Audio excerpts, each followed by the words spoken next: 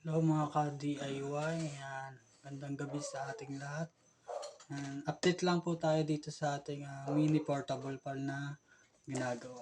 Yan, bali dumating na yung kanina yung ilaw niya, tsaka itong mga switch ng ilaw. Bali, wala pa tong battery, kulang pa. Naka-connect muna siya sa charger. Yan. Bali, try na lang natin ito mga ka-DIY kung okay ba yung mga wiring niya. Open na natin tong ilaw. Yan, okay naman siya mga ka-DIY. Open natin tong battery indicator. Yan, okay din. Tutry natin tong switch ng USB port kung gagana. Yan, gumana naman siya. Itong pan pala ay kinanik ko muna dito sa 12 volts na DC. Yan, bali ito yung switch niya.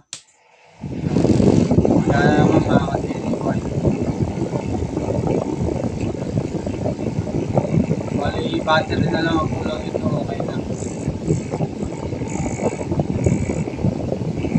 Lakas siya mga ka-DIY. Kita yung graph pa. Ano lang ang update natin dito sa ating mini portable pan na ginagawa. Salamat mga ka-DIY. Nandito na lang